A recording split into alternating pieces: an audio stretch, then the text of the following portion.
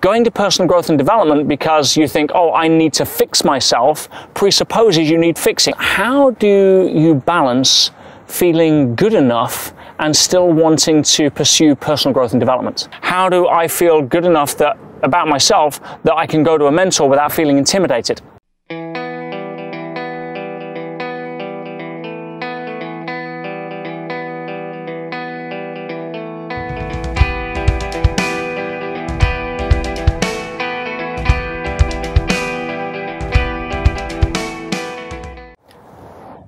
A strange question I've been asked recently is, how do you balance feeling good enough and still wanting to pursue personal growth and development? And where I think the question came from is somebody who is saying, is the definition of going through personal growth meaning that I'm not good enough until I reach a certain destination, which is a common misnomer. I could give you an analogy very similar to school. If you're going to school because you feel that you're not good enough until you graduate, that's a very different experience than going to school to learn and become more. Being happy where you are. You don't go to grade 11 and think that, oh, I'm not good enough until I get to grade 17, so spend 6 years feeling unhappy. If you have a situation whereby you're in personal growth and development, then coming at it from a place of loving where you're at now is paramount. Going to personal growth and development because you think, oh, I need to fix myself, presupposes you need fixing. And I'm here to tell you guys, nobody needs fixing. You are not broken. We may be running some lousy patterns based upon history and based upon choices we've made in the past, but that's okay. We may want to go to school through personal growth and development in order to learn how to make some better decisions, to acquire some new information, to follow some paths that other people have taken that we can learn from rather than make the same mistakes ourselves. That's just being smart, and that's okay. And it also leads me on to another part of the question, which is really about mentors. When somebody said, how do I feel good enough about myself that I can go to a mentor without feeling intimidated? And I've talked before on various other videos about the pedestal trap, about elevating somebody on a level of grandeur that by definition means you feel that you're less than, and that never works.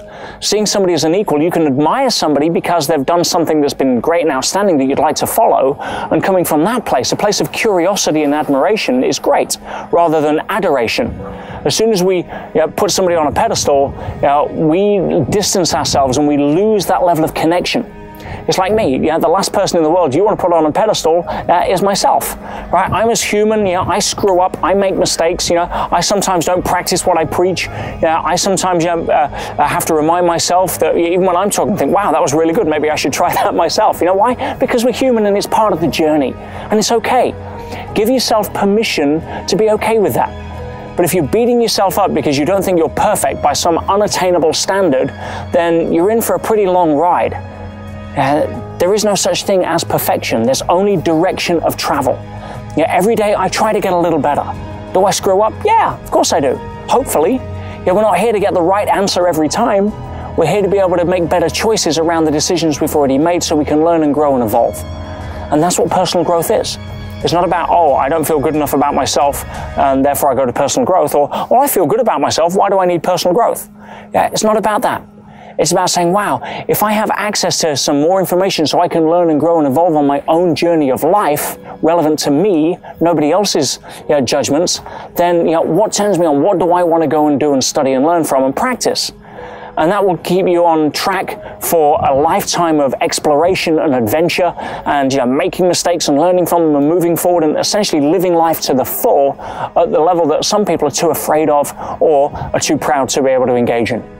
And when it comes to mentors, now what's the absolute worst thing in the world that a mentor can say? No, I don't want to be your mentor. I don't have time to be your mentor. Don't take that personally.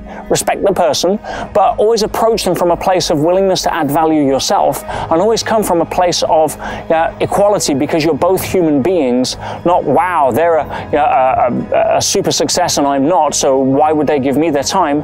you never know. I give a lot of time to people through my charity work. I give a lot of time to people in different areas. And yes, I can't take on everybody as a mentee. I have programs for that as well. But it doesn't stop me from being able to answer questions or offer advice to people. And in a world where you can have virtual mentors, in a world where a book can be your mentor, there's no excuse for thinking that you don't have one or you don't deserve one. So go out there, embrace personal growth. Remember what the late Jim Rohn said. Formal education may help you make a living, but informal education can help you make a fortune. Go enjoy, and I look forward to seeing you on the road of your growth and journey at some point.